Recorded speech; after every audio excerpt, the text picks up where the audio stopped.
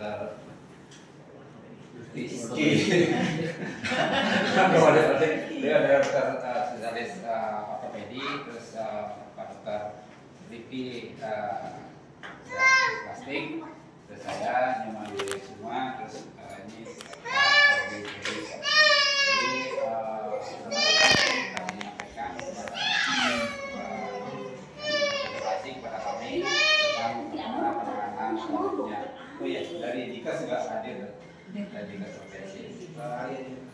Mungkin itu pengantar kami, mohon Ibu Wadir mungkin sebagai kakak pengantar mungkin kita sampaikan. Baik, terima kasih. Assalamualaikum warahmatullahi wabarakatuh. Waalaikumsalam.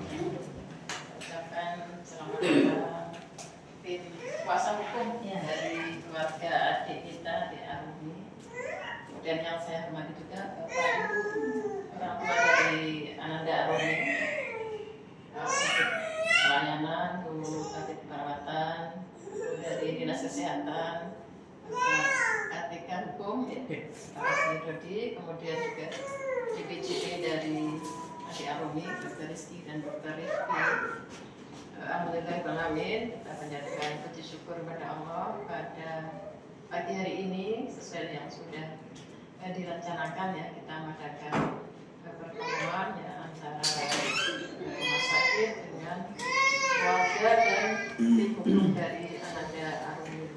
Tentu tujuannya adalah untuk tindak lanjut penanganan Ananda Arumi ini untuk kedepannya bagaimana, dan tentunya terkait dengan tindak lanjut kesehatan. Nanti dari Dokter Rizky dan Dokter Rizky mungkin akan panjang ya untuk menjelaskan ya nanti penanganannya lebih lanjut itu seperti apa dan bisa dilakukan di mana, apakah harus di rumah sakit provinsi ini atau mungkin juga bisa dilaksanakan di rumah sakit lain, tentu nanti Dokter Rizky dan Dokter Rizky yang dipaham. Intinya kami dari manajemen di RSUD Provinsi NTB mendukung ya apa yang dilakukan oleh tim DPJP ya untuk penanganan yang lebih baik lagi kepada Ananda Arumi. Mungkin kami tidak akan berbaca lebar, demikian saja yang kami sampaikan. Lagi terima kasih, selamat datang, dan juga mohon maaf mungkin kalau dalam pertemuan ini ada hal yang kurang berkenan. Dengan topik Walhidayah. Assalamualaikum warahmatullahi wabarakatuh. Waalaikumsalam. Baik, terima kasih Bu Wadir. Mungkin kami bicarakan mungkin dari siapa menyampaikan siapa perkenalan, mungkin juga atau apa maksud kedatangan, apa yang ingin didiskusikan. Kami bicarakan. Sebelumnya terima kasih kepada Ibu Wadir ya. Izin memperkenalkan diri dulu, kami dari tim kuasa hukumnya Arumi sesuai dengan surat kuasa. Diberikan, ditunjukkan aja. Ini kami legal ya. Maaf tidak diberikan kopinya. Saya Eva Nur Fadila dan ini rekan-rekan sejawat, Bu Dian, Ukyuni, Pak Agus, Pak Sultan.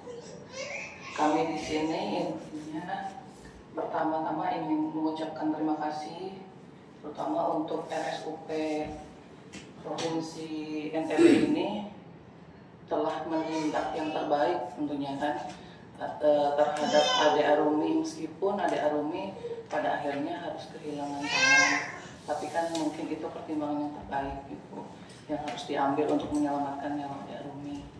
Gitu. Yang kedua, di sini kedatangan kami khususnya poin-poin utamanya ya Bu Din ya, ingin menanyakan yaitu tadi pertama terkait kelanjutan tahapan yang seperti apa, tindakan-tindakan apa yang akan dilakukan oleh RSUP terhadap kondisi Adik Arumi ini.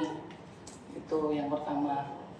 Yang kedua, kita pun ingin meminta bantuan kepada pihak RSUP untuk membuat terang garis benang merah yang terjadi terhadap Adik Arumi ini ya, benang merah atas kasus Adik Arumi, sebenarnya apa penyebab sehingga terjadinya tangan Adik Arumi ini sampai amputasi itu apa? Karena kan tidak mungkin tanpa sebab Bu. Meskipun banyak yang bilang bahwa ini adalah risiko atas tindakan, tapi kan risiko itu tuh ada penyebabnya. Apakah ada pelanggaran SOP, apakah tidak, kan itu kita harus jelas. Dan sampai sekarang saya tanya ke keluarga Ade Arumi, ke orang tuanya, apakah sudah mendapatkan rekam medis atau belum, mereka tidak tahu, tidak punya, gitu Bu. Intinya itu sih dari saya.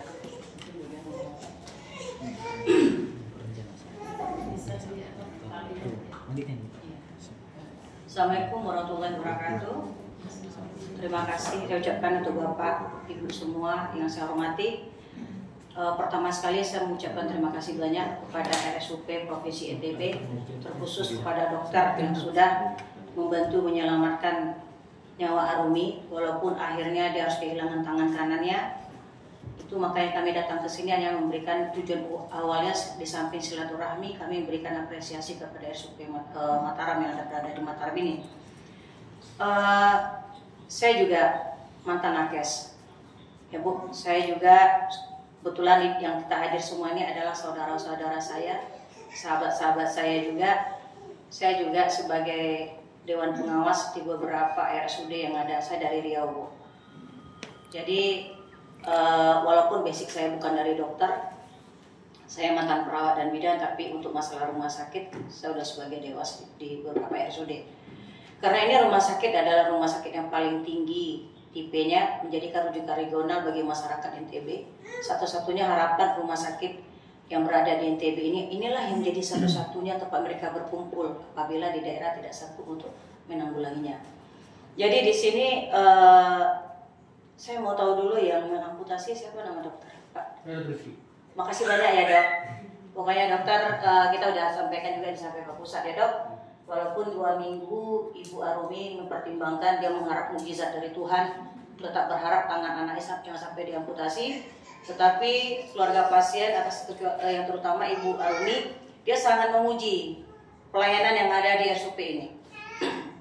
Ya, jadi saya bilang kami minta seperti disampaikan oleh Bu Eva, karena ini ada 3 vaskes yang harus kita runut dari bawah ke atas. Tapi sekarang ini dari atas ke bawah.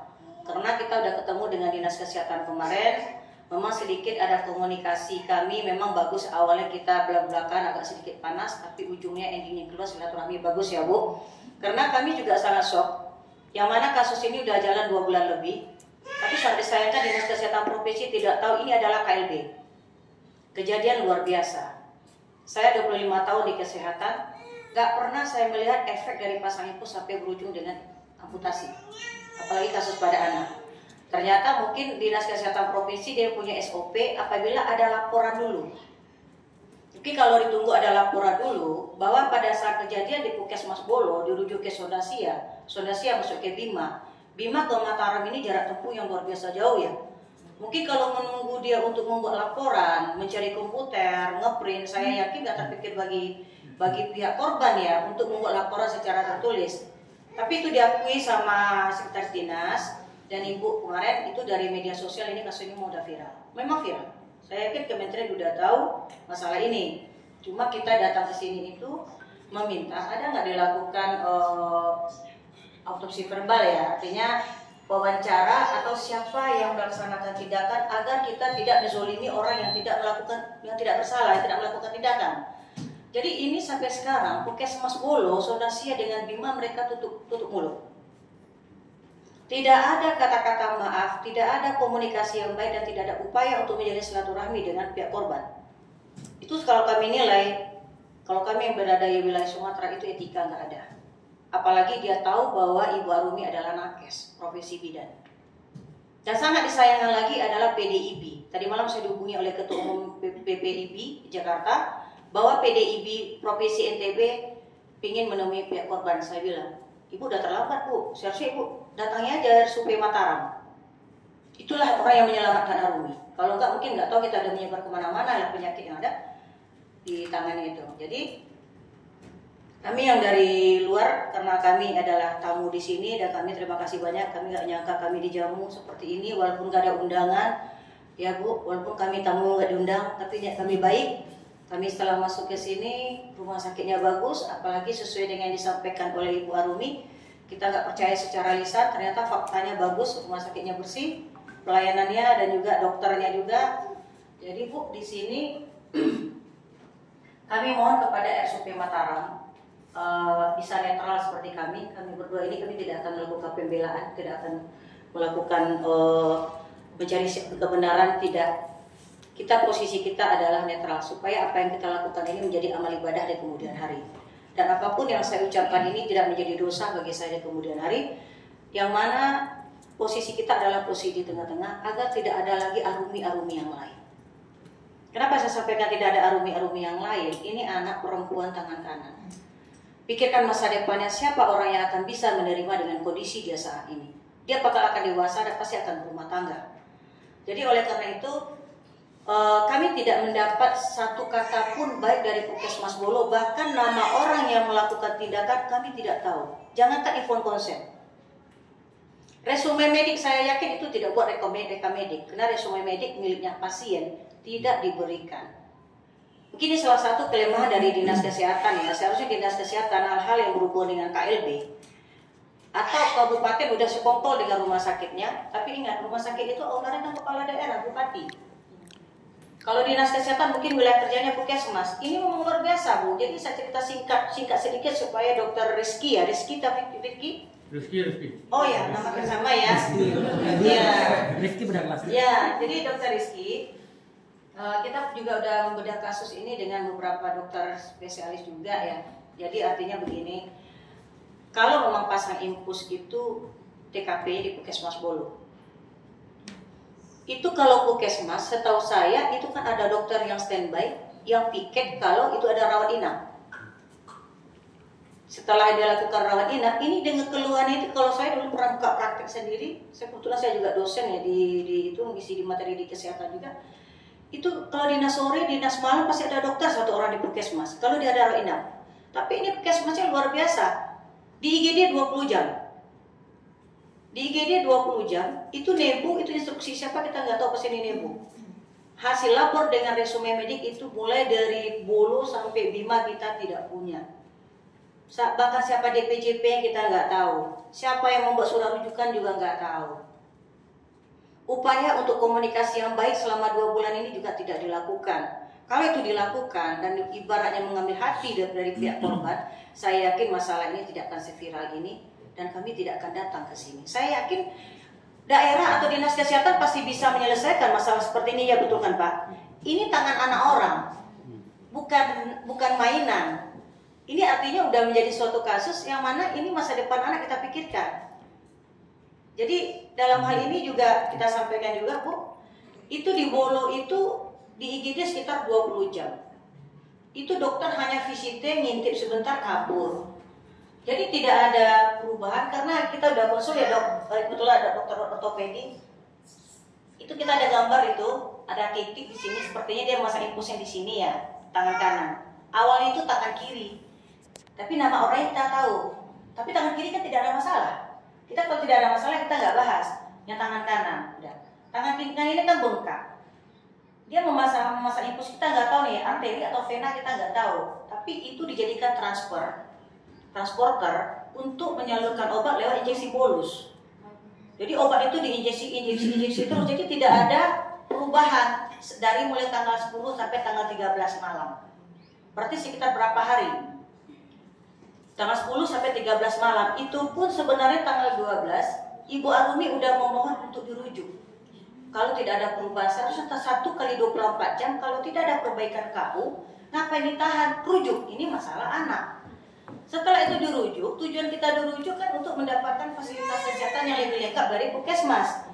Sampai di Puskesmas, sampai di Rumah Sakit Sodosia dengan jarak tempuh sekitar 15 menit. Di Sodosia inilah yang kita sangat kecewakan. Sodosia tanggal 13 malam sampai 15 malam. Itu tidak dilakukan tindakan. Ada dokter anak, dia datangnya setelah 17 jam Arumi berada di RSUD Sodosia. Di IGD sekitar 7 jam, dia masuk ranap itu ranap umum. Dia masuk ke ranap, paginya dokter Ayu, namanya dokter Ayu, kita gak ada merahasiakan nama karena ini kasus ini udah viral. Jadi kami artinya tidak punya hak lagi untuk menyimpan rahasia medik. Artinya rahasia medik udah terbongkar semua. Cuma resume yang belum kita dapatkan. Dokter Ayu hanya memerintah, tidak memeriksa, tidak melakukan inspeksi, palpasi dan auskultasi. Dia hanya perintah. Karena dia spesialis. Sorry ya dok. Kalau di daerah spesialis itu kan agak apa sedikit nih, ya agak tinggi level, pasti tinggi levelnya. Tapi dia lupa, ini pasien anak. Jangan anggap sepele. Dia hanya memerintah kompres dengan air dingin. Seharusnya dia pegang. Kalau dia lakukan upaya secepatnya, saya yakin tangan Arumi masih bisa diselamatkan. Sebegitu keterangan dari dokter yang ada di Cipto. Kawan-kawan kita juga ada yang beda vaskuler, juga ada yang ortopedi, ya. Jadi setelah itu sampai di sana, gak berapa lama dia kompres dengan air dingin, tangan ini langsung menghitam, Bu. Langsung kaku. Di situ kaku, ibunya histeris, minta rujuk, ditolak dong. Tetap ditolak. Besoknya lagi dokter Ayu nggak muncul. Visite besoknya hanya dokter umum. Dia mohon paginya agar segera dirujuk, Pak. Jadi kalau dia dirujuk itu sidang pleno untuk rujuk itu mau 1 harian pula, Bu. Malamnya tanggal 15 barulah dirujuk ke Bima. Di Bima masalah lagi. 17 jam di IGD. Dokter IGD lempar ke dokter spesialis. Bahwa dokter spesialis itu tidak bisa datang ke IGD, harus ke ranah. Ini bukan kompetensi kami, benar. Itu bukan kompetensi dokter umum. Tapi paling tidaknya dokter umum telepon, ini siapa DPJP-nya? Ini pasien kondisinya begini, tangan udah menghitam. Ini yang mau kami tahu, ada nggak komunikasi antara IGD dengan siapa DPJP? Paginya tidak juga itu dibawa ke rawat inap. Kalau tempat tidur penuh, kenapa nggak dirujuk? Ini anak udah menghitam tangannya, kenapa nggak dirujuk? Masih diupayakan lagi. Sekitar siang, 17 jam berlalu, pertama masuk dokter bedah. Dokter bedah tanpa memeriksa, saya lihat ini kan sepertinya ada komunikasi yang tidak harmonis di internal rumah sakit. Maka dewas kita tanya nih, apa masalahnya? Jadi artinya mereka ini tidak ada saling support, rasa empatinya sepertinya jauh. Ini udah parah, tapi ini bukan kompetisi saya. Dia pergi, gak berapa lama setelah itu muncul dokter Zaki. 17 jam yang lalu dokter Zaki kemana?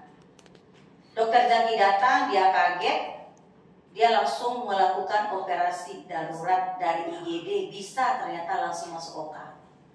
Kenapa keterangan dari IGD, dokter spesialis tidak bisa turun ke IGD, harus masuk ke ranah dulu. Begitu SOP-nya.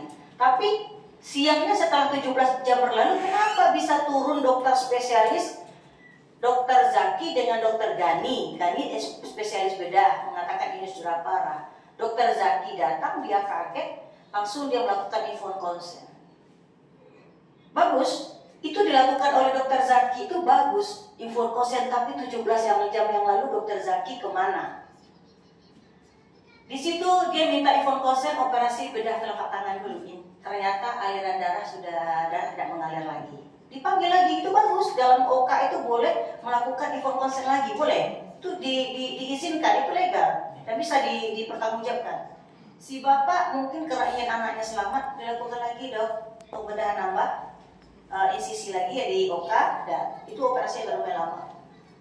Bahkan pelayanan, setahu saya kalau pasien dari OK itu masuk ke ruang RR, dari RR baru ke ranah. Yang mengantar ke ranah biasanya walaupun itu kasus bayi atau anak atau desa pakai berangkar karya, ada perawat yang mengantar ke ranah. Pasti kita cek dulu vital sign-nya. Berapa, bagaimana kondisi vital sign pasien. Ini si bapak yang menggendong anaknya untuk masuk ke rawat inap. Bahkan orang OK nitip pesan lagi ke bapaknya. Pak, titip pesan ya sama perawatnya. Kalau nanti ganti perban, jangan dipecek-pecek karena pembuluh darahnya terbuka. Dan dipindahkan itu ke rawat inap bedah umum, campur semuanya Bu. Ini kan terbuka nih Bu. Ada orang dewasa, ada anak remaja, campur semuanya. Ini Bima dengan Saudara Siam jadi tanda tanya besar bagi kita nih ya. Mungkin rumah sakit provinsi bisa menjadikan ini evaluasi yang betul-betul lebih mendetail gitu. Jam 1 malam sekitar jam 00 sekian itu udah masuk tanggal 17. Itu udah berarti udah hari ketiga ya. dari ketiga dia berada di Bima itu Arumi kejang. Arumi kejang masuknya tengah malam, itu masuk ICU udah besok pagi. Dan itu pun waktu dia kejang itu harus punya dekingan dulu kita, baru bisa mendatangkan dokter untuk melihat Arumi kejang waktu tengah malam. Kalau nggak punya dekingan, kita dokter nggak mau datang katanya. Akhirnya untung ada kenalan, dia datang, maksudnya dokter datang membantu Arumi, dan paginya baru masuk ke ruang ICU. Dan siang besoknya baru dokter Zaki datang, itu pun melakukan upaya ternyata melebarkan lagi. Tapi dia bius di situ ya, dia di ruang ICU. Sehingga mungkin dokter Zaki berpikir bahwa ini mungkin ada gambaran ini akan lakukan amputasi. Kalau dokter Zaki itu informasi yang bagus, cuma sangat disayangkan 17 jam yang lalu dia tahu nggak bahwa ada pasien anak yang menunggunya di IGD dengan kondisi tangan yang udah sangat memprihatinkan. Jadi begitu dok, jadi pas malamnya itu langsung dirujuk ke Mataram. Kami sampai Mataram kami mengkat. Untuk laporan kita ke MDP juga sampai Mataram kita tidak, mungkin kebetulan di situ ada nama dokter yang melakukan tindakan amputasi, mungkin hanya sekedar mintakan keterangan. Nanti kami mohon dok bersatu kita, artinya untuk mencari suatu kebenaran. Kalau yang salah kita luruskan, ya mudah-mudahan dengan RSUP NTB ini atau yang berada di Mataram ini tidak ada pembelaan seprofesi, walaupun selama ini kita mati-matian pasti ada dia saling menutupi karena ini korban hidup, beda dengan korban yang meninggal. Kalau korban yang meninggal bisa jadi apa yang kita sampaikan ini kayak benar atau tidak. Ini kan korban masih hidup, bisa lihat sendiri benar tangannya diamputasi dan kebetulan dokternya ada kan gitu. Jadi dok, itu pesan dari MDP kemarin. Kami juga minta nama-nama orangnya yang mana nama satu puskesmas yang dilaporkan. Rumah sakit Bima juga dokternya juga ada memperkenalkan diri. Jangankan persetujuan lembaran inform konsen, juga untuk perkenalkan diri juga nggak tahu itu ya. Name tag-nya juga nggak ada itu namanya siapa ya. Profesinya apa, bisa jadi dia CS, bisa jadi dia administrasi. Kalau di rumah sakit itu masyarakat awam taunya kan itu suster semuanya. Apalagi dokter, kecuali pakai baju tindakan, oke ini dokter. Kalau pakai baju bebas ini Pak Dokter Riki ya, bagian kosmetik ya, apa ya? Hah? Beda plastik. Kalau jumpa di parkir kita nggak tahu nih ternyata ini dokter Arumi akan melakukan operasi berikutnya. Jadi dok, kami minta tanggapan sama Pak Dokter. Dengan jarak waktu yang sekian lama, berjam-jam baik masing-masing ke TKP, begitu juga Ibu Wadir pelayanan, saya yakin udah masternya ya masalah pelayanan, bahwa RSUP Mataram ini pasti tidak akan melakukan hal seperti itu, pasti akan menempatkan pasien sesuai dengan kondisi dia. Kalau dia anak pasti paling tidak di pediatrik ya Bu, nggak mungkin campur di umum. Begitu juga ke perawatan.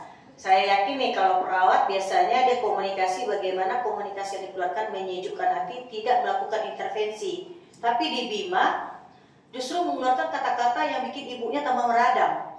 Dia stres tambah stres. Itu untuk perawat ya Bu ya, mungkin PPNI mungkin dari dinas bisa memanggil PPNI nanti.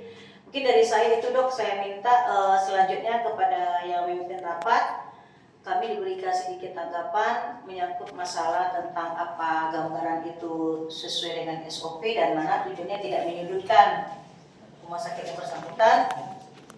Kita tidak mencari siapa yang benar, siapa yang salah. Kalau yang menentukan siapa benar, siapa yang salah itu ke pengadilan.